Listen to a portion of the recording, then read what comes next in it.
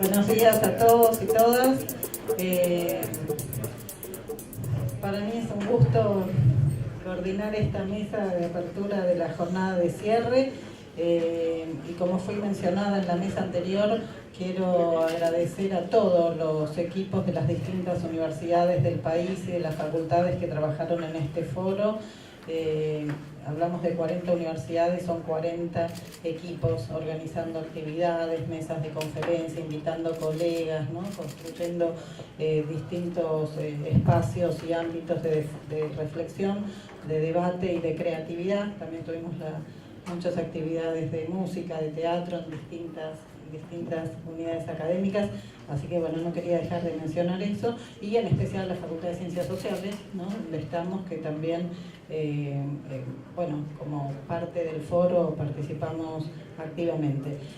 Agradecerle a nuestros 4 panelistas, algunos de la casa, Liliana y Horacio, y a Mempo y Tununa, que bueno, también amablemente aceptaron venir a participar de esta mesa, 1816-2016, conquistas, controversias, desafíos.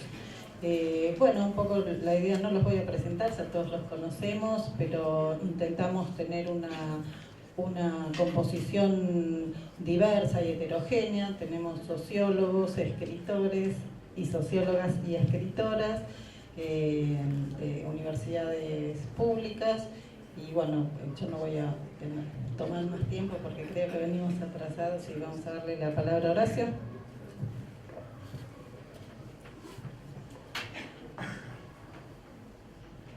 Bueno, buenas tardes a todos. Yo agradezco a la figura de Carolina, a todos los que organizaron este importantísimo evento.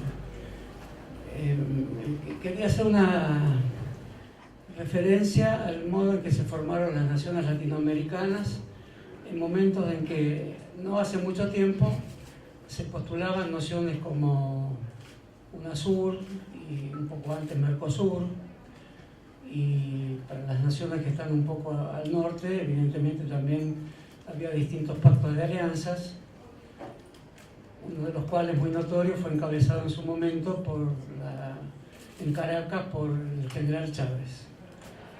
Bueno, la historia de esos pactos, que son historias vinculadas estrictamente a la fundación de las naciones con los límites que hoy conocemos, nos lleva a una breve reflexión sobre el estatuto, la configuración y los proyectos de identidad que se atribuye la idea de nación y las naciones a sí mismas en este periodo de 200 años, que es mucho para Latinoamérica y apenas un fragmento de tiempo en la gran historia mundial. El Congreso del 16 se hizo en medio de un sistema de tensiones respecto a esta cuestión nacional apenas esbozada en ese momento, porque se hace en medio de una invasión de tropas del Imperio del Brasil al Uruguay. El Uruguay no es todavía una nación independiente, pero no manda representantes a Tucumán, y sí manda el Alto Perú, que configura los actuales territorios de Bolivia. Esto es una cuestión vastamente conocida. Todos sabemos que las naciones sudamericanas se generaron a través de la disolución de 3 grandes unidades coloniales españolas, que muchos compararon con la disolución del Imperio Romano, y los lingüistas del siglo XIX y comienzo del siglo XX, sobre todo el lingüista colombiano Rufino Cuervo, comparó también con una constitución del castellano, con la diversidad que tienen todos los países, como la disolución del latín en la época en que el latín da lugar a las lenguas romances. De modo que es un gran espectáculo histórico en el cual se enclava el Congreso del 16. Es evidente que en el Congreso del 16 no hay una idea acabada de nación ni de pueblo. Las actas son escuetas, las hace Fray Cayetano Rodríguez, que tiene una actuación un poquito más que destacada, digamos, y no necesariamente reconocida en la historiografía argentina en relación a estos episodios. Es el escritor de muy buenas actas que están recogidas en el redactor de la Asamblea, que no obstante no es mejor que el de la Asamblea del año 13, hecho por Monteagudo, que tiene más brillo literario por lo menos. Pero aquí hay interesantes indicios de las discusiones sobre comercio. Nunca enteramente concluida, porque en realidad las discusiones son sobre el trasfondo militar, qué tipo de ayuda se le da al ejército que se está constituyendo en Mendoza o en la provincia de Cuyo, qué tipo de disputa se establece militar con fuerzas militares o paramilitares al mando de Güemes. El Congreso tiene distintos dilemas con esas situaciones, y sobre todo está el fantasma de Artigas vinculado a todo el Congreso, que había hecho un Congreso el año anterior sobre el cual no hay demasiada documentación y que una corriente historiográfica reciente lo coloca a la misma altura que el Congreso de Tucumán. Eso es un error, entre otras cosas, porque no era esa la pretensión de Artigas, aunque hay un breve fragmento de una carta que indica que tenía una ilusión independentista, pero no es lo que sostiene enteramente la acción de Artigas. Artigas siempre quiere llamar la atención sobre Buenos Aires, quiere dislocar el puerto de Buenos Aires, tiene ideas muy interesantes, y una de ellas no es precisamente hacerse cargo él de declarar algo así como la independencia, que también era un concepto que estaba bajo discusión. Las actas más interesantes son las secretas. Siempre un acta secreta es muy interesante. Ocurre que estas actas secretas son conocidas, solo que están escritas con la hermosa caligrafía que ya todos hemos perdido, no se sabe quién eran actas secretas, efectivamente, y en una de ellas, Belgrano, que acababa de dejar el mando del Ejército del Norte para entregárselo a Rondó, da una charla que resume el copista o el autor del acta. Los autores del acta son, y esto es un poco antes de la invención de la taquigrafía, porque ya el Congreso del 26 en Buenos Aires tiene taquígrafos. Los historiadores lo pueden leer por los taquígrafos, que son transcripciones fieles. Aquí la transcripción del copista es también interesante. Belgrano propone una monarquía temperada, es un hecho muy conocido, o sea que las actas secretas son hoy las más conocidas. Por ejemplo, hay debates comerciales en la Asamblea del año 16 que son muy interesantes, de no negociar con los países militarmente enemigos. Es una frase muy dura. El país militarmente enemigo era España y el militarmente no enemigo era Inglaterra, por lo tanto insinuaba cuestiones que se alargarán a lo largo de todas las épocas. Pero Belgrano indica una monarquía y indica a quién, al Inca. Eso, según una nueva corriente que ha surgido en los últimos tiempos, también no excesivamente documentada, pero eso plantea un problema de otra índole. ¿Qué clase de documentos tienen que tener estas afirmaciones? Algunos tienen que ser muy rigurosos y otras veces la imaginación histórica se anticipa a los documentos. Eso siempre es así. De todas maneras, ese día de Belgrano está en consonancia con cierto indigenismo neoclásico, sin consecuencias sociales y políticas verdaderas. Está en el himno que había escrito años antes Vicente López y Planes, que es otro autor de las actas. Se conmueven del Inca a las tumbas. Y Belgrano imagina, en consonancia con la caída de Napoleón, que es simultánea, que puede haber un Inca, y eso efectivamente hubiera cambiado el rumbo a la historia argentina de un modo inimaginable. Y había además descendientes de Tupac Amaru, uno estaba preso en España, de modo que implicaba incluso rescatarlo de su prisión en Cádiz. Todas esas cuestiones son imponderables históricos, lo que algunos llaman contrafácticos, sobre los cuales se podría pensar hoy a condición de no extralimitar las imposiciones que casi siempre en forma no muchas veces sutil el presente le impone al pasado. Pero sin embargo aún nos falta remarcar mucho más que el Congreso se hace en tiempos de guerra, y no hubo ningún gran Congreso en la Argentina que no se hiciera en tiempos de guerra, y en tiempos donde nunca acababan de definirse las nociones de lo que era la configuración nacional y sus límites territoriales. Hoy, cuestión que parece totalmente apaciguada en nuestras conciencias, y sin embargo, si no lo estaba, es porque decir límite territorial y decirlo a la manera de la demarcación de un territorio y de las nociones de fronteras calientes. La frontera es una frontera territorial, pero epistemológica también. De modo que se implica cuestiones económicas, implica cuestiones militares, y de ahí una larga serie de guerras en América Latina, donde nos estimula para pensar que todo el siglo XIX y buena parte del siglo XX fueron siglos de guerras muy sangrientas entre todas las naciones que se crearon con la disolución de los virreinatos, de Nueva Granada,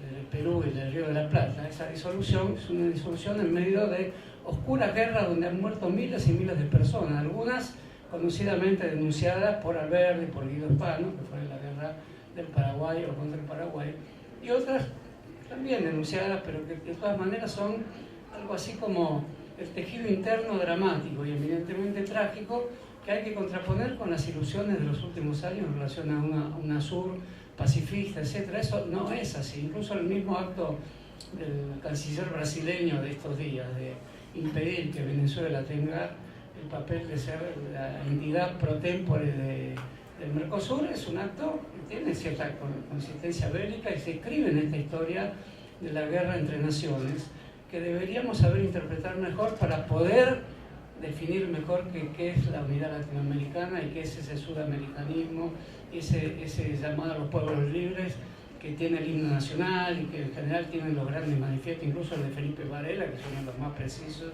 en cuanto a la llamada a los americanos, y la reforma universitaria del 18, que en la pluma de Teodoro Roca dejó escrito también la gran bandera americanista. Bueno, esta bandera americanista, si hacemos la lista de los conflictos bélicos ocurridos del siglo XIX al siglo XX, y voy a hacerla muy brevemente de los que recuerdo, deja un sentimiento de amargura en relación a qué tipo de funciones, recursos, reflexiones y argumentaciones historiográficas y políticas hay que someter hoy a la consideración de los pueblos para encaminar una unidad latinoamericana que sea pertinente y que sea efectiva en los tiempos donde hay otros sujetos políticos, otras formas de definir la noción de lo popular, del consumo, de las tecnologías. Estas guerras no eran guerras como la del siglo XX o como las más terribles del siglo XX, donde se prueban tecnologías de tipo bélico y que se resuelven en tecnologías comunicacionales como Internet o tecnologías de tipo médica como la guerra del siglo XX, que se resuelven en descubrir la aspirina y el descubrimiento de la aspirina se resuelve en cómo defoliar los bosques de Vietnam. Toda esa interconexión de las guerras con los descubrimientos científicos no era tan así en el siglo XIX, pero si tomamos en cuenta todas las guerras que se hicieron, es la verdadera historia de América Latina. Bolívar es conocido la dificultad que tuvo para mantener lo que se llamó la Gran Colombia. La Gran Colombia era la actual Venezuela y Colombia, que llevaban el nombre de Colombia. No era lo que querían sus generales, Páez, entre otros, que es el general de Bolívar, que frente a Bolívar, como quizás lo mejor que hay sobre el tema es el general en su laberinto de García Márquez, pero es el que conoce a Martí, y Páez es el que hace la reunión con Sherman, el gran general del norte, de Norteamérica, de la guerra de secesión, que le entusiasma a Martí en la relación Páez-Sherman, que es el nombre de los tanques de la Segunda Guerra Mundial. Martí es el gran cronista de todos estos encuentros, y Páez se hace un poquito más bolivariano en sus últimos años, siendo el que originó las guerras contra Bolívar. Al mismo tiempo, la creación de Bolivia es crucial, porque no solo puede ser el único país que nos lleva un nombre extraño, nombres de países que no se sabe, porque la Argentina lo sabemos, un nombre económico, el de Brasil también es un nombre económico. ¿Por qué parecen poéticos? Porque los poetas tienen una función esencial, convertir el nombre económico en un nombre lírico. La Plata, el Palo Brasil, esa es la función de los grandes poetas, y por eso creemos que son nombres poéticos, pero son nombres de la codicia, y no dejan de serlo en la formación de la conciencia nacional también. Por eso los poetas, que también son codiciosos de otra manera, son indispensables. Bueno, Bolivia es un lugar de guerras permanentes. Bolivia tiene una alianza, primero cuando se declara una nación independiente, un poco antes de la batalla de Ayacucho, que es crucial, como bien lo supo Lugones. Es una batalla crucial. Bolivia, llamada así por Bolívar, tiene una alianza, tiene una guerra con Perú por la toma del Machu Picchu. El Machu Picchu arqueológicamente es descubierto en el siglo XX, pero no hay ningún nativo de lo que hoy llamamos Bolivia y Perú que no supiera lo que es el Machu Picchu. Por lo tanto, Bolivia está a punto de tomar el Machu Picchu en 1841, pero después Bolivia se alía a Perú. Y la lógica de esas alianzas nunca es muy precisa. Contra Chile, nunca es muy precisa, pero tenemos la prueba Salitre, Guano, son todas así se llaman esas guerras. Son esos nombres apresurados de los historiadores. No deberían saber algo más los historiadores cuando dicen la guerra es por el salitre o por el guano. Bueno, evidentemente los que no somos historiadores no podemos darnos el lujo de retirar el motivo económico de esa guerra. Miles y miles de hombres no van a la guerra por algo que no tenga un valor en en la axiología de una época, pero efectivamente ocurren más cosas en una guerra. Y lo que se llama honor nacional no es cualquier invento. Ya en Hegel la idea del honor nacional está presente, y con el temor que tiene ese gran filósofo de que el invento de las armas de fuego retire de la consideración de los pueblos la idea del coraje personal. Bueno, hoy tenemos que pensar quién es el héroe militar cuando las guerras se hacen silenciosamente, con drones, con aviones invisibles. No eran estas las guerras, había héroes. Incluso el héroe de la guerra de Bolivia y Perú contra Chile, que es sabido, fue el gran triunfo chileno. Hasta hoy, un caso absurdo, hasta hoy Perú reclama los libros de la Biblioteca Nacional que fueron saqueados por el ejército chileno. Y a cuentagotas Chile sigue devolviendo libros, que es la forma de no devolver el territorio. Ese tomó Antofagasta Chile, que era la salida al mar de Bolivia. No es que Bolivia nunca tuvo salida al mar, la tenía, y en Antofagasta había temas de construcción de ferrocarriles. Chile lo terminó construyendo, pero es el ferrocarril del cobre. Entonces, evidentemente no hay un héroe nacional estricto ahí. Si el héroe se llama Salitre, Guano, etc. Pero hay un héroe absurdo, que es Sáenz Peña. Sáenz Peña, desilusionado porque la presidencia no la obtiene él, sino su padre, va a pelear a favor de Perú. Es una situación extraña. Sáenz Peña es alguien olvidado en Argentina, salvo cuando recordamos el voto obligatorio. Pero en Perú es un héroe después de San Martín. Los dos héroes de Perú son argentinos. Después hay otro peruano, un coronel que murió al lado de Sáenz Peña, etc. Está San Martín, que es un héroe efectivamente peruano, y el presidente Sáenz Peña, que es menos un héroe argentino que un héroe peruano. Si uno va a Perú, cada aniversario de Sáenz Peña sale en la televisión con historiadores de barbita, de pipa, que explica quién es Sáenz Peña. Es una especie de aventurero, un joven aventurero que es el último resistente del último fuerte de Lima tomado por los chilenos. Bueno, todo esto dicho así, chilenos y peruanos en esta guerra, no nos deja un aliento de estímulo y entusiasmo en relación a lo que se quiso construir en los años pasados respecto a la unidad latinoamericana, sin indagar con más precisión cómo eran estos conflictos. Pensemos el conflicto de la guerra del Paraguay. El conflicto de la guerra del Paraguay es complejísimo.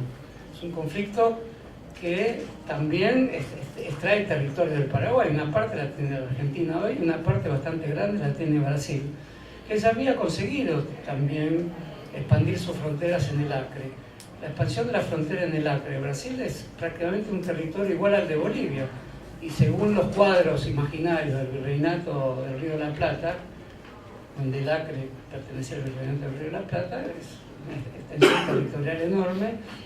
Y eso es como se llamó la guerra del caucho. Entonces la tentación de ponerle un nombre explicativo por una razón económica. Es una tierra rica en caucho, por ahí cruza el Amazonas, y hoy es un lugar que fue poblado progresivamente por la técnica brasilera. Era medio bismarckiano, o el tipo de guerra europea del siglo XIX. Primero lanzan una población ligada a la explotación de la riqueza del lugar, y Bolivia no tenía cómo mantener ese territorio. Por supuesto, después sus acuerdos, algunos reconocimientos. El Brasil actual está construido así en gran medida por los bandeirantes, en gran medida por un gran mariscal del siglo XIX, que fue Rondón, que subió hasta el norte y aseguró el territorio lindante con Colombia. Rondoña, por eso lleva su nombre. Para el movimiento popular brasileño, específicamente Darcy Ribeiro, es un gran héroe educativo. Otros no piensan lo mismo porque participó en todas las guerras civiles brasileñas también, pero en la visión latinoamericanista Rondón no figura, salvo por el nombre de la más remota provincia brasileña, porque era un mulato que tenía la idea socrática de que ningún ejército que se internara en tierras indígenas podía disparar un tiro. Solo podían recibirlo. Por eso el justiciero, siempre que se sabe justiciero, está dispuesto a ser víctima antes que victimario. Por eso Darcy Ribeiro lo declara el fundador de la educación en Brasil. Pero los mariscales brasileños del imperio no tenían ninguna concentración. No la tuvieron con Paraguay y no la tuvieron con Mitre también, al que despreciaban. Mitre es el perdedor de Curupaytí. Curupaytí mueren 10.000 argentinos. Es el certificado de defunción de Mitre como general. Entonces hay muchos lados de la guerra del Paraguay que hasta hoy repercuten, porque hasta hoy en Paraguay es un tema de reivindicación nacional y la posición argentina sobre la guerra del Paraguay fue muy cambiante, de devolver las banderas, etc. En cambio, Argentina tiene 3 banderas brasileñas de una remota victoria argentina que ni se conmemora porque es medio ridículo, es una victoria en el sur, el Carmen de Patagones.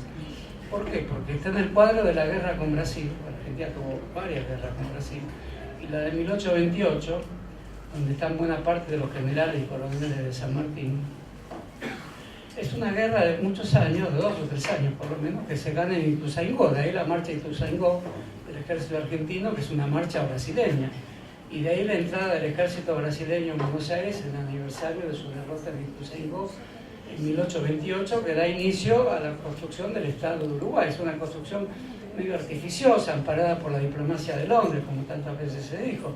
Ahora, uno no le va a decir a un uruguayo, mire, ustedes son un Estado tapón, tal como lo definió Lord Ponsonby. No, es imposible decirle eso a un uruguayo. Además, en los 33 orientales hay un lejano aire artiguista. Hoy casi el artiguismo está más presente en el territorio del litoral en Argentina que en el propio Uruguay. Hay cierto enigma interesante en Artigas que es necesario seguir cultivando.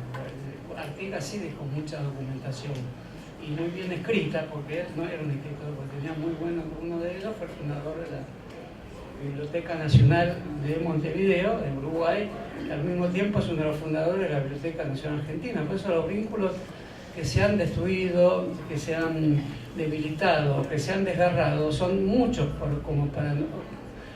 como para volver nuevamente a una idea de Mercosur que no tenga en cuenta la lógica interna de estos desmembramientos. Otras guerras notorias también están a la vista. La guerra del Chaco. La guerra del Chaco es una de las más gratuitas guerras y con mucho más muertos que la guerra del Paraguay. Y entre Bolivia y Paraguay, con 2 ejércitos muy mal armados, y el de Bolivia dirigido por un general prusiano. Así como no hubo nunca ausencia de justo cuando iba a entrar en Prusia me ponen tiempo. No hubo nunca ninguna guerra importante en América Latina sin un general prusiano, Holmberg, lo tuvo Belgrano. El general en jefe de Bolivia es un prusiano, Otto no sé cuánto. El de Paraguay pasa a la fama por ser un gran general europeo, absolutamente paraguayo, Estigarribia, que es un gran nombre paraguayo. Bueno, todo eso, para resumir mucho, son las deficiencias que tuvo el anterior planteo del Mercosur. Todo esto incluso lo vio Bolívar, que tiene tantas interpretaciones. Hay tantos Bolívar como los gobiernos venezolanos que hubo. Muchísimos. En los 30 el gobernador fascistoide de Venezuela hizo un Bolívar con historiadores italianos que había enviado Mussolini. Y era un Bolívar duce, de modo que toda la interpretación de la historia es el campo libre de la imaginación que no nos exime de la gran documentación. Eso me parece. Bueno, Bolívar percibe todo esto y su gran discurso del Congreso de Angostura es como si lo hubiera dirigido a los que después se llamarían argentinos, que por el momento era algo que estaba en las poesías de Labardén, ese nombre. Y no está mucho en el Congreso de Tucumán. Si uno lee las actas del Congreso de Tucumán, se tratan cosas que no atienden a lo que hoy es el territorio argentino, porque están más pensadas para retener Bolivia y están pensadas, a contrario, para no retener Uruguay, lo cual es el gran tema en el cual el revisionismo histórico siempre insistió para señalar el responsable de Rivadavia, de su diplomático, pero más de su diplomático que de Rivadavia, que pese a todo lo que se cree de él, no estuvo nunca convencido de la separación de Uruguay. Sí era alguien que veía necesariamente la presencia de los diplomáticos ingleses dirigiendo las guerras en Latinoamérica por evidente razón de que el comercio iba a ser con Inglaterra, como lo había dicho la Asamblea del año 13 y lo había dicho la Asamblea del año 16, que se hace 10 años antes del Congreso de Angostura, que es el mismo Congreso en medio de las mismas guerras, y ahí Bolívar hace la misma pregunta que hará Sarmiento años después: ¿quiénes somos cuando nos llamamos americanos? No somos europeos, y es el único que lo dice tajante. Sarmiento no se anima a decir eso. No somos, dice, ¿quiénes somos cuando argentinos nos llamamos? Pero no dice no somos europeos. Dice, antes no somos indígenas. Bolívar también lo dice. Pero al decir, no somos europeos, sino somos indígenas, dice, somos algo que tenemos que tratar de definir. Estamos más o menos en la misma situación. Por eso es tan doloroso que un personaje tan equívoco como José Serra embata contra Venezuela en las actuales condiciones en que está Venezuela. Y hay que decirlo esto, embate contra la opinión de la canciller argentina, que es la hechura de ese embate, es la hechura de este desconocimiento de la historia, como lo demuestra la propaganda macrista sobre el bicentenario. No existe la historia. Hay personas que firman un documento, tarros de leche, etcétera, camiones que circulan por una ruta, y lo que firman parece un boleto de contraventa en una casa o algo así. Y los que firman, también hay que decirlo, los que firman son todas las calles que están entre Boedo y Palermo, todos los representantes. ¿Quiénes son? ¿Quién es Colombre? ¿Quién es Boedo? Es decir, la historia argentina tuvo después héroes mayores que esto. Estos firmaron héroes mayores, héroes de resistencia política, héroes de los 70, héroes, oiga, si queremos, pongamos a Favaloro también como un héroe de la medicina, pero es el único héroe de la Argentina que, para mostrar, Favaloro y el Yaguareté, no es así. Pero con esto quiero terminar. Reflexionemos sobre el tipo de guerra territorial que hubo, que eran guerras económicas, y no solo económicas. En medio de esa guerra está Mariátegui, que la trata de interpretar, José Vasconcelos, Lugones, que la trata de interpretar a favor de las guerras siempre. No así Mariátegui, no así Vasconcelos. Estos dos difieren en la interpretación. Son todos temas que tenemos que revincular en un proyecto universitario de volver a la historiografía del siglo XIX a la luz de las desgracias que están ocurriendo en el siglo XX. Entonces, si bien podemos respetar a Favaloro, que era un lector de Martínez Estrada, además respetable suicida, por otro lado, no puede ser que la televisión oficial sea el único rostro que se pueda mostrar, y que los billetes de banco, algo importante, mostrar la flora y la fauna no es despreciable, y el yaguareté, que es una gran palabra guaranítica, es menos despreciable todavía. O sea, el macrismo está haciendo en su obcecación y en su torpeza cosas que también llenan blancos y lugares vacíos que no hicimos nosotros. Todo eso tenemos que pensar. El porqué de esas guerras, absurdas si queremos ser humanistas, pero en el fondo ninguna guerra es absurda. El humanista de verdad tiene que saber lo que es el sangre y el lodo de una guerra, y creo que no supimos verlo. Creímos que era fácil el UNASUR, e incluso lo creyó así Chávez, que era un militar preparado, lector de Gramsci. Entonces, todas esas cosas son motivos de compromiso, de nuevas reflexiones y de nuevos escritos y de nuevas generaciones de escritos y de profesores de nuestras universidades, bastiones de la democracia argentina. Bueno, muchas gracias.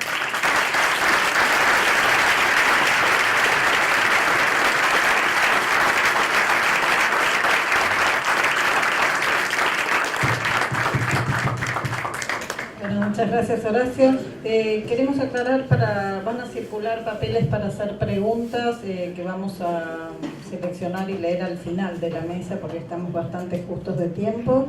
Y ahora sí le vamos a dar la palabra entonces a Tununa Mercado.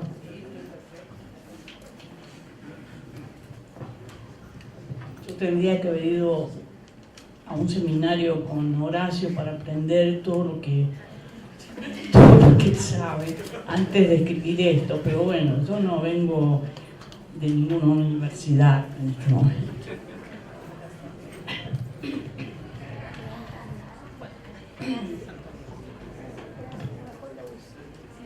Qué salto a ver ahora.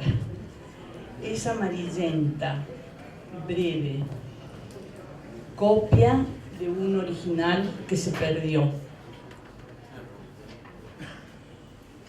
Cuando llega a mi mesa es un papel tamaño carta, 13 líneas de texto, unas 17 de firmas. Seguramente no es la primera vez que la leo, pero imagino que alguien me la ha dado en la última marcha y que la he mantenido en mi bolsillo prometiéndome leerla después. El después es ahora, es actual, pienso. Todavía vale. El deseo que respira y late en sus líneas perderá su objeto cada vez que algo o alguien amenace la voluntad proclamada. Independencia, objeto del deseo, objetivo, punto distante al que apunta la mira y la mirada. Su perduración, su lectura, me pregunto, ¿todavía nos cobija? No respondo, solamente desdoblo sus pliegues. Una cobija, tendida sobre un reconocimiento de los espantosos males que han causado las divisiones de los pueblos y las revoluciones fraguadas en el ardor de las pasiones, la inminencia de los riesgos y peligros. Tal es la primera llamada materia que los diputados tienen en sus manos antes de formular, redactar, escribir el texto. Un reconocimiento y una necesidad, la de preservar esa voluntad de independencia mediante un decreto que establezca fuertes y rigurosas penas contra todo hombre que bajo cualquier pretexto quebrante el orden, atente o desobedezca a las autoridades. Espantosos males, ardor de las pasiones, inminencia del peligro. La declaración independentista tiene que sopesar el sustrato dramático y dictar la ley que la preserva y en cuyos pliegues están la corrección, la disciplina y el castigo.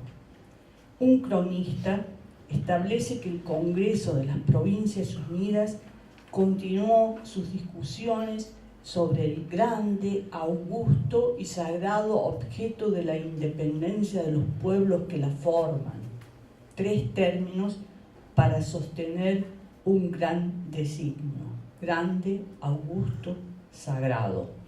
Un ascenso a lo divino. Era universal, constante y decidido el clamor. Otra vez la calificación tripartita para el clamor del territorio entero por su emancipación solemne del poder despótico de los reyes de España. Esos diputados, como reza el texto introductorio, consagraron su talento para llegar a la determinación independentista. Todavía hay más. Aclamaron primero, llenos del santo ardor de la justicia, y dieron su voto unánime. Entre las llamas ardientes en lo sagrado, la redactan. Nos, los representantes. La lengua concede esa retracción del nosotros a un nos, que se pegará para siempre a nuestras imprecaciones patrióticas. Nunca más seremos nosotros, a menos que querramos serlo. Hay adyacencias. La garantía que nos cobija se despliega hacia otras circunstancias. Hay unitarios, hay federales, designios enfrentados, geología áspera, sangre derramada, anarquía, caudillaje. De ahí la retórica, que sirve para elevar a un plano superior intereses bajos, medios y altos del tejido social. Monarquía desembosada, la española, monarquías oportunistas, Inglaterra, Portugal, Brasil acaso, y en la cazuela también Estados Unidos. ¿Y qué decir del expediente surgido en esos tiempos? La coronación del Inca. Lo buscan alrededor, si no está, lo buscarán en los herederos. Monarquías en espejo, nación libre e independiente del rey Fernando VII. No todavía república, como si las cadenas arrastraran, aunque con una vibración opaca de sonido torvo. No se podía pedir. ¿Qué querés?, me dicen mis principios cómodamente sentados a la mesa de un bicentenario. Les respondo: quiero más, habría querido más. De pronto, como centellas que iluminaran el cielo azul y blanco, 2 avistamientos. El primero, muy poco después del 9 de julio, cabildeado por gente con una impresionante visión de futuro, es una inserción a un párrafo. una inserción, un párrafo. Es voluntad unánime de estas provincias romper los violentos vínculos que las ligaban a los reyes de España, recuperar los derechos de que fueron despojadas e investirse, no puedo detener mi entusiasmo por investirse, del alto carácter de una nación libre e independiente del rey, sus sucesores y metrópolis, y el añadido al que me refería, y de toda dominación extranjera. Palabras que fueron agregadas, palabras que quieren ser garantía, hoy a 200 años, cláusula que nadie podrá mover, sea cuales fueren las formas que tenga la dominación extranjera.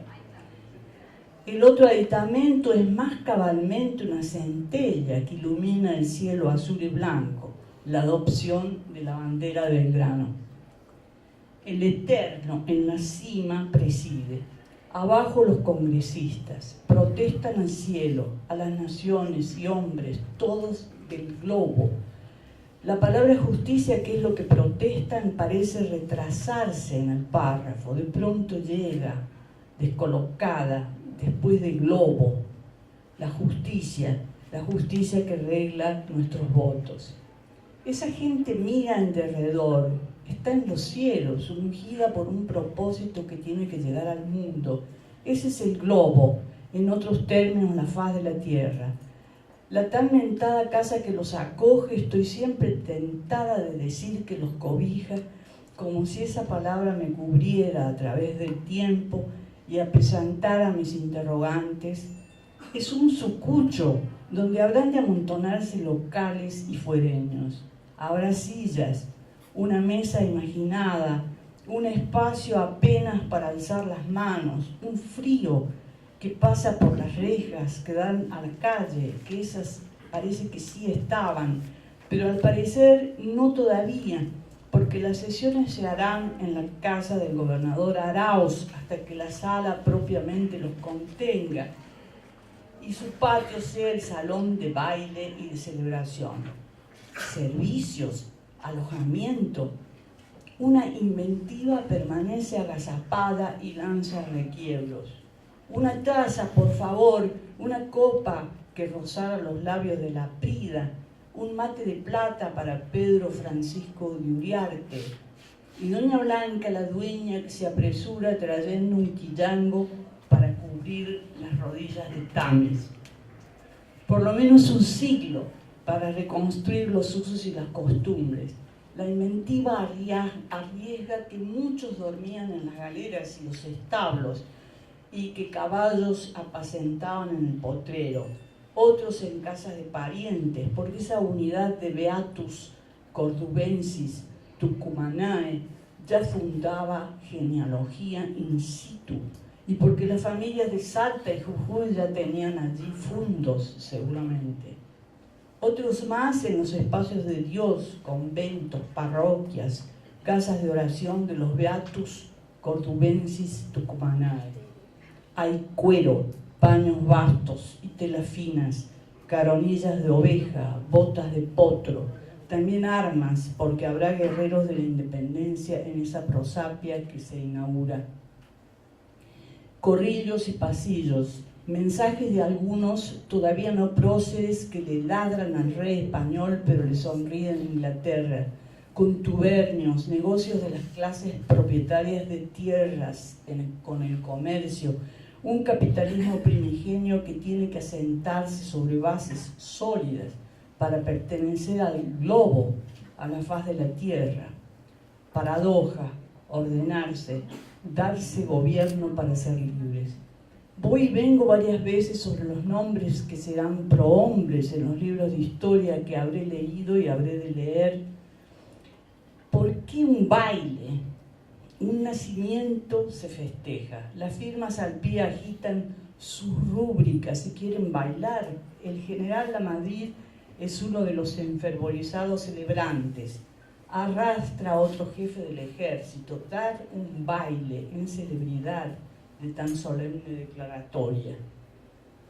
no tengo imaginación para recrearlo, pero me tienta la cita. El baile tuvo lugar con esplendor en el patio de la misma casa del Congreso, que era el más espacioso, dicen. Asistieron a él todas las señoras de lo principal del pueblo y de las muchas familias emigradas que había de Salta y Jujuy, como de los pueblos que hoy forman la República de Bolivia. Permítanme salir de la inercia de mi conjetura. También es cierto, hay que buscar, hay que documentarse, diría Horacio. Y si a Carolina Mera le dije que no contestaba sus mails porque quería rajar de esta apertura y que me estaba haciendo la osa, tuve que mirar y encontré a Grusac entre tantos otros historiadores.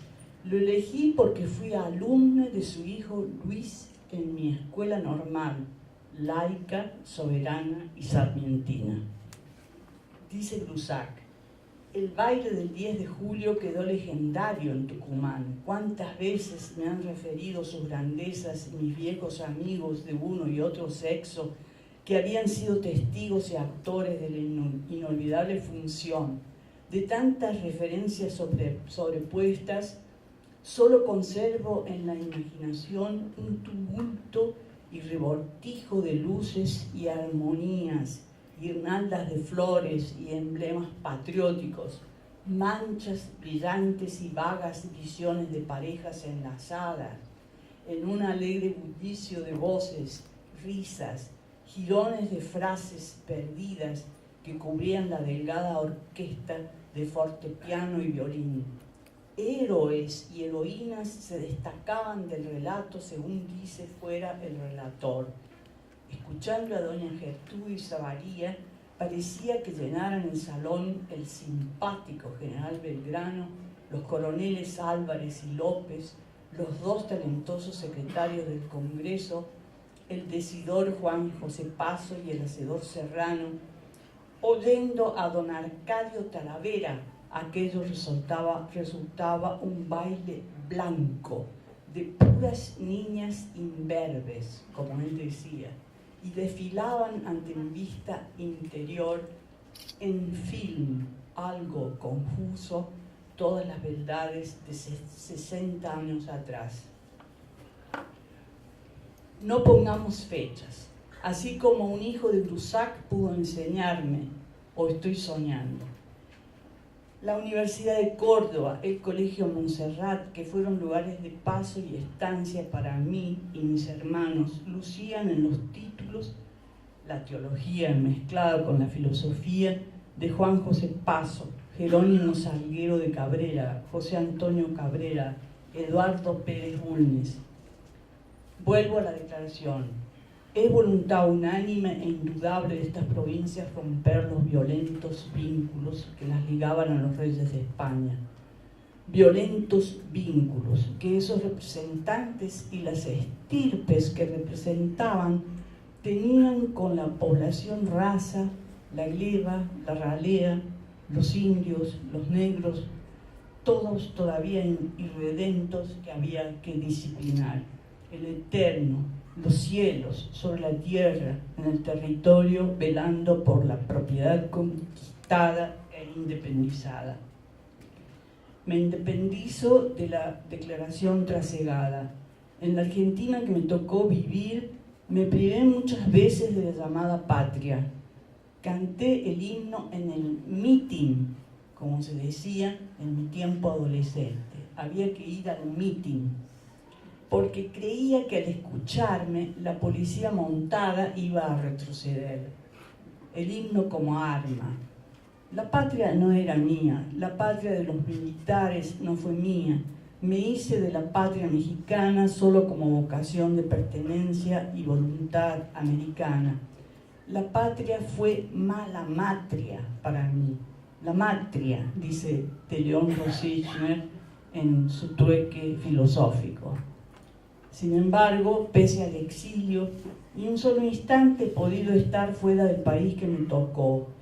Esos hombres que firmaron el acta, esos próceres, progenitores proteicos, prolíficos, preclaros, quisieron romper los violentos vínculos. ¿Qué querés? Vuelven a decir mis principios, cómodamente sentados a la mesa de un bicentenario. ¿Qué querés? ¿Que siguieran rompiéndolos? Mis principios se levantan de la mesa, no quieren saludar al rey viejo de España.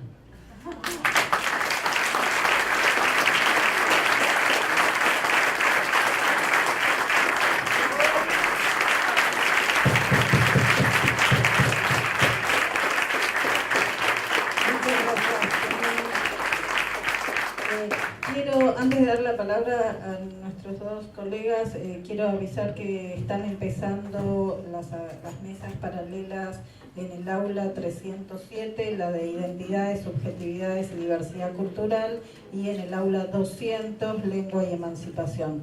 En esta misma mesa va a tener lugar modelo de desarrollo y matriz productiva, por lo tanto les voy a pedir que intentemos ser breves porque venimos atrasados de tiempo, y las preguntas quedarán para toda la jornada que vamos a seguir debatiendo todos los significantes del Bicentenario. Le damos la palabra a Mepo Giardinelli. Bueno, yo prometo hablar en 10-12 minutos. Prometo hablar en 10-12 minutos. A pesar del penoso himno nacional que cantamos, yo creo que el solo hecho de celebrar en paz y democracia 2 siglos desde la Declaración de la Independencia es sin duda un acontecimiento feliz en términos políticos y culturales.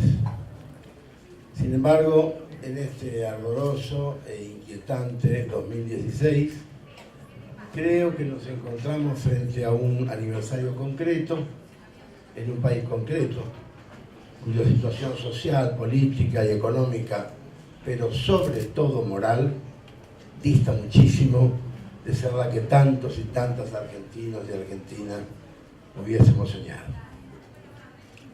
Es en primer lugar por el cuadro de generalizado desaliento que alcanza a todos los sectores de nuestra sociedad y especialmente a los más desprotegidos, que este aniversario, en mi opinión, desautoriza festejos grandilocuentes y mucho menos bailes, en el cual también había pensado y que magníficamente lo expuso Turunen. Todas estas razones que exigen mesura y apocamiento tienen que ver fundamentalmente con el penoso estado de la ética pública en nuestro país. Hoy expuesta a docenas de denuncias, investigaciones y sospechas que informan sobre el apestoso estado de la política en general y de las dirigencias en particular. Las más altas responsabilidades de la administración pública de los últimos años y de la actualidad exhiben hoy sus respectivas miserias y latrocinios de maneras escandalosamente acomodadas por los grandes multimedios al servicio de intereses sectoriales y en circunstancias en que es evidente que el sistema judicial argentino carece de capacidad, de voluntad real y de cualidades morales como para esclarecer absolutamente nada y menos contribuir a recuperar una supuestamente herida salud republicana. Las trágicas polaridades argentinas y latinoamericanas, que parecen de nunca acabar, y yo creo que son de nunca acabar, se mantienen vivas como cuando se firmó la independencia aquel 9 de julio de 1816. Entonces, carlotistas, fernandistas, pro-británicos, napoleonistas, esclavistas, criollos libertarios y sobre todo neutrales distraídos como nunca faltan, disputaban la forma y el sentido que tendría el nuevo país. Así esta tierra bendita empezó a ser tan capaz de glorias como de autoinfligirse destinos malditos y empezó a producir tanto dolor como felicidad y quizá más dolor. Las luchas por la apropiación de sus riquezas y sus rentas, penoso muestrario de miserias y traiciones, han definido los repetidos divorcios de nuestra sociedad a lo largo de estos 200 años. Republicanos o monárquicos, unitarios o federales, criollos o inmigrantes, radicales o conservadores, peronistas o antiperonistas, cipayos o libertarios, y ahora nacionales y populares o neoliberales neofascistas.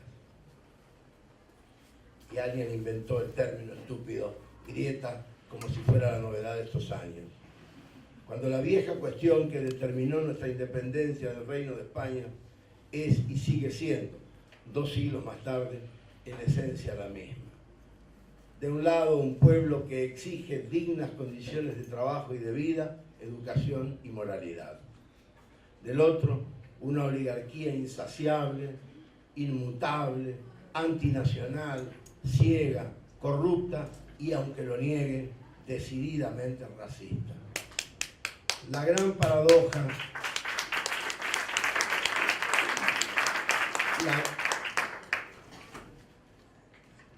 la gran paradoja es que, a pesar de todo, en el duro presente argentino de este aniversario, otra vez perdido todo rumbo de soberanía y autodeterminación, y cada vez más lejos de ser una nación igualitaria y justa, los arduos valores inmanentes de la democracia se mantienen inalterados. Constitución, memoria, verdad, justicia, decencia. Así lo inculcaron los padres fundadores de esta patria, José de San Martín y Manuel Belgrano, verdaderos símbolos de la independencia argentina.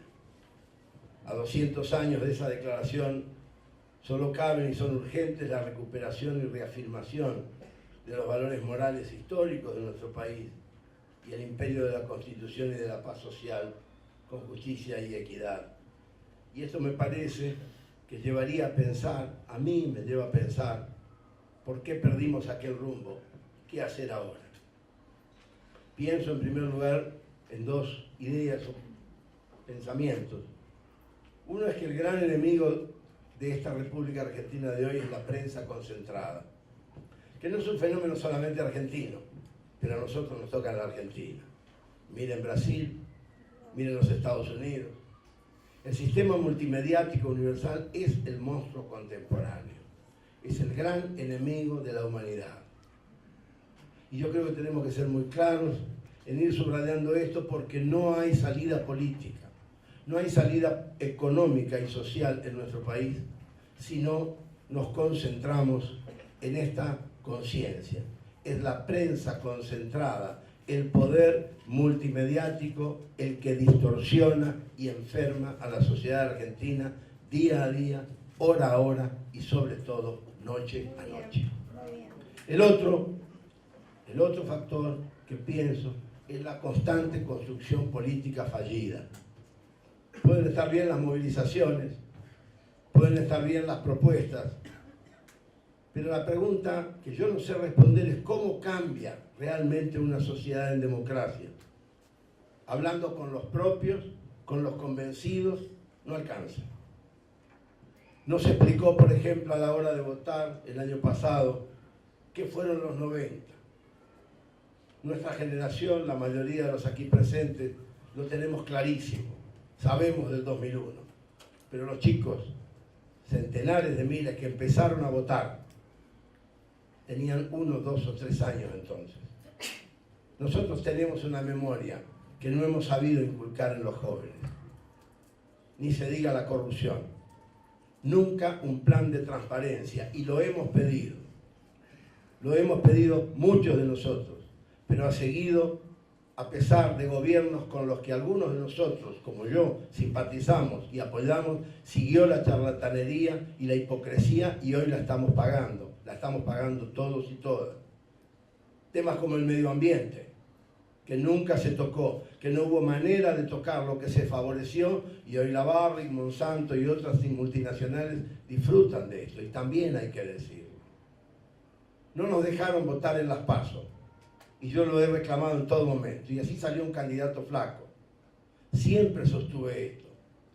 No se puede pensar en un proyecto político en el cual se lleva un candidato flaco al que se humilla hasta la última semana. antes de las elecciones.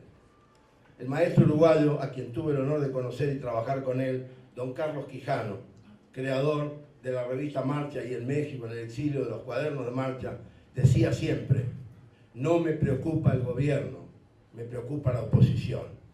Y aquí también, yo quisiera decir, tenemos que empezar, o propongo, yo no tengo que decirle a nadie lo que tiene que hacer, pero yo me lo propongo a mí mismo, pensar en una sociedad que empiece de una buena vez a dejar de ser tan veleta, tan autocomplaciente y tan capaz de convivir como si nada pasara con la corrupción. Muchísimas gracias.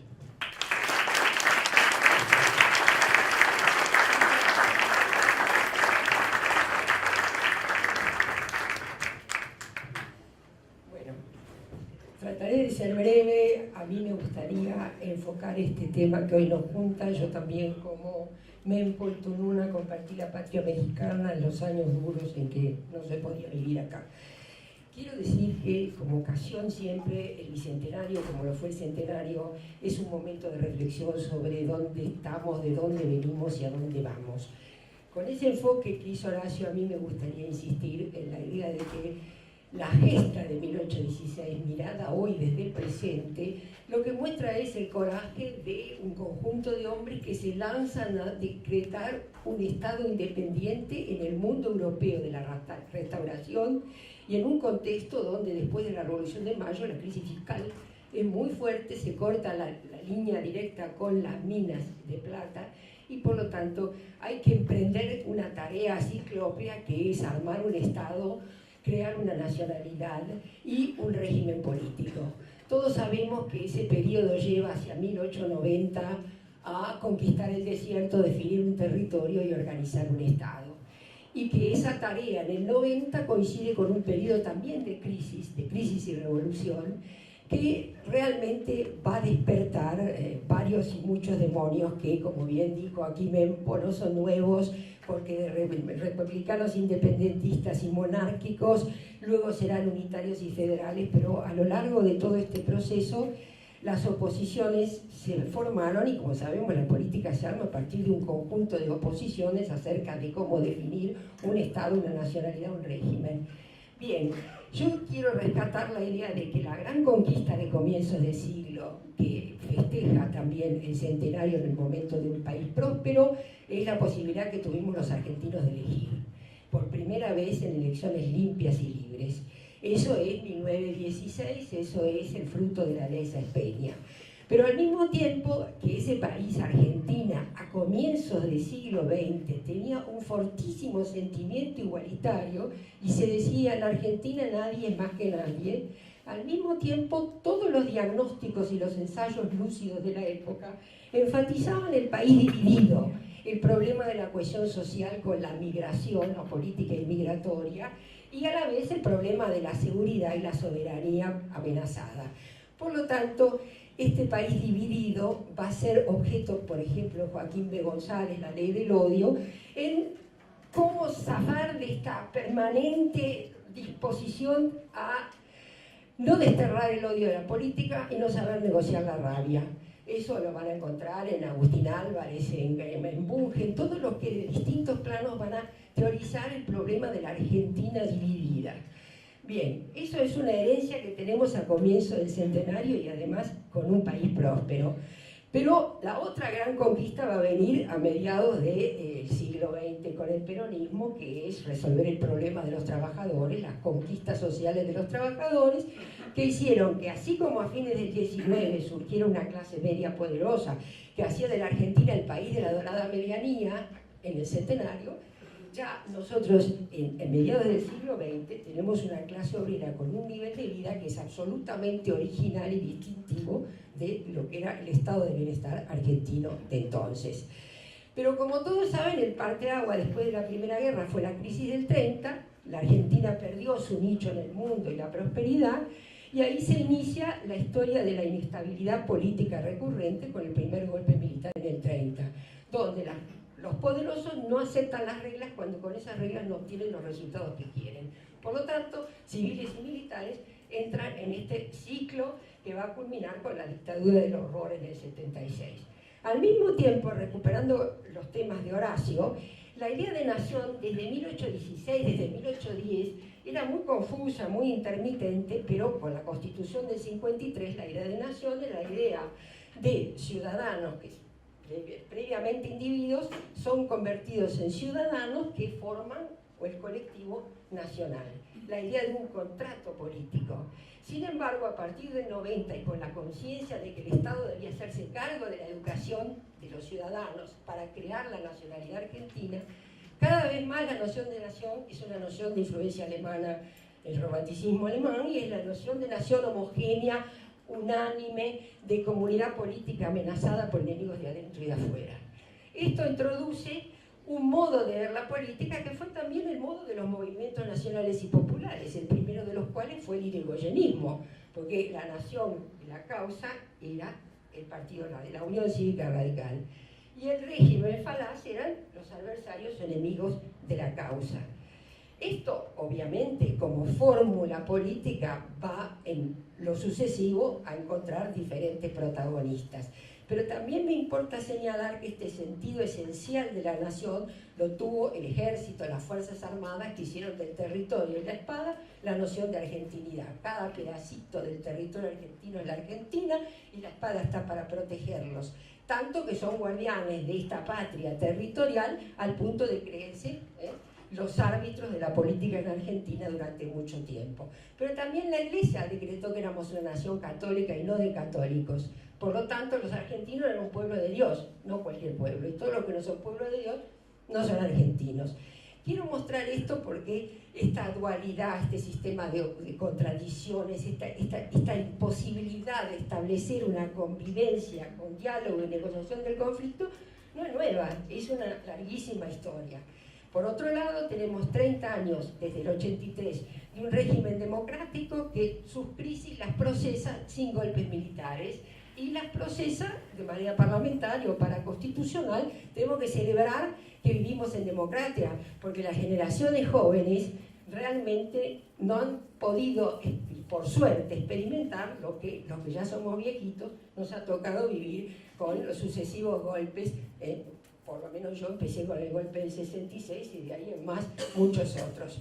Entonces, también quiero decir que fue el desafío de construir un régimen democrático en un Estado de Derecho, con un índice de pobreza feroz que dejó el kirchnerismo, que ya había alimentado los gobiernos militares llamados correctamente en sus políticas neoliberales o mercadistas, y tenía que hacer todo eso con el enorme contexto de la crisis de la deuda. De ese primer esfuerzo de Estado de Derecho pasamos a reestructurar una economía en la época de Menem que nos deja el ejército de pobres, y por lo tanto la Argentina lo que tiene es cómo resolver el problema de la pobreza. Tuvimos los gobiernos kirchneristas que por supuesto se dedicaron a reparar el tejido de la igualdad, entre otras cosas que fueron destruidas y no reparadas. Y llegamos a este momento y yo digo, si ustedes miran la Argentina hoy, se parece a la de 1816 porque sigue siendo un país desunido, como era el diagnóstico de Carlos Pellegrini. La probabilidad que tiene un habitante de la Argentina que nace en el norte es distinta del centro del sur. Es un país muy heterogéneo en sus posibilidades, que tiene una fórmula federal, pero no es un federalismo cooperativo y solidario, es un federalismo sumamente desigual. Y si ustedes miran que más del 80% del producto está en la provincia de Buenos Aires, en Córdoba, Santa Fe, un poquito de Mendoza, tendrán claro realmente cómo este país sigue funcionando. Y como decía Pellegrini, cuando un país está mal unido, las sombras de la discordia y la violencia siempre están en el horizonte. Tenemos la tarea de recrear una estrategia federal de desarrollo regional que haga de este país y su federalismo un federalismo cooperativo. Tenemos que hacerlo reconstruyendo el Estado, que como bien dijo Mempo, el problema de la corrupción en el sistema político argentino es un problema del sistema y no solo de los hombres o mujeres van de paso, por más que algunos roben más que otros. La idea precisamente es reconstruir un aparato estatal eficiente. Pero además el dilema que se armó en el centenario sigue vivo, que es cómo crear, otorgar a la república, una república, la igualdad y la libertad. De eso se discutía ya en el centenario. ¿Y cuál es la fórmula capaz y duradera de garantizarlo? Ese dilema sigue en pie y es el dilema que hay que darle respuesta hoy, porque precisamente de lo que se trata es de responder en libertad y con justicia, en particular en la Argentina, al problema de la pobreza. Esto tiene que ver obviamente con los desafíos a futuro, que son muchos. Encontrar un lugar en el mundo, responder al problema de la pobreza, recrear el Estado y el régimen político. Cuando digo el régimen político, digo un sistema de poder político controlado en división de poderes y controles horizontales y verticales de toda la gestión de los bienes públicos. Ahora bien, otro punto de este foro importante dice las discrepancias, que como bien señalaba, son muchas y vienen de lejos. Sin embargo, muchos de los de mi generación, pienso por ejemplo en Juan Carlos Portantiero, que ya no está entre nosotros, pero su obra sigue viva, aprendimos con mucho dolor que la democracia no es simplemente un método para llegar al gobierno a través de votos, que la democracia es un valor sustantivo, y que es un valor sustantivo el régimen político democrático como lo es la solidaridad y la equidad en una sociedad. Costó mucho que esto pudiera ser instaurado en la historia política nuestra. Y para acordarme de Tununa, porque yo soy una lectora muy encantada de Gay-Lussac, Gay-Lussac decía: los chilenos son muy respetuosos de las instituciones porque la naturaleza les fue avara. Los argentinos, en cambio, no son respetuosos porque siempre creen que pueden empezar de nuevo porque tienen un país profundamente rico beneficiado por la providencia. Claro que cada vez que lo intentan fundar, eso no lo dijo Gay-Lussac, lo digo yo, lo refunden. Pero el hecho clave es que de alguna manera esta visión de que la división de poderes, el control, el poder limitado es un tema institucional de los institucionalistas, como yo muchas veces fui llamada, me parece un gran error. No es ni de procedimiento ni de vocaciones institucionalistas, es de funcionamiento de un orden político que, insisto, recoja el guante que estaba ya planteado en el 16 y que cuál es. Nosotros tenemos que encontrar una fórmula política eficaz y duradera para que esta sociedad sea más justa para todos y más libre para cada uno. Y yo, que me formé en esta casa de estudio en tiempos de una extraordinaria excelencia, con Mario Bunge, con Tulio Alperín, con José Luis Romero, y que hago honor a esta casa en la que seguí siempre dando clases, menos el año pasado, digo, nosotros los académicos tenemos nuestros compromisos, pero tenemos que hacer de este foro realmente un foro académico que tenga publicidad pública, efecto público, pero no porque yo me declare militante o porque decida que tengo que criticar a tal o cual gobierno. Los gobiernos se evalúan por las consecuencias de sus políticas y cualquier intelectual honesto y responsable tiene que analizar las consecuencias de las políticas públicas y, por lo menos en mi generación, yo no confío más en salvadores que prometen la tierra prometida, porque sabemos bien en qué termina esto. Tenemos, por lo tanto, que pensar que nuestras garantías van más allá de una política de emociones, que van con una política de razones, que en este país se gastó mucho, pero no se reformó la educación, no se reformó la salud, no se reformaron ninguna de las cuestiones básicas que hacen a la calidad de vida de la gente. Los trenes chocan, los hospitales no tienen gasas y la educación es cada vez peor. Esos son nuestros desafíos. Pongámonos como vara para una oposición responsable, medir las consecuencias de la política, si cambia o no cambia. Ya termino. No sé cuánto, yo más de 10 minutos no hablé. Es todo, gracias.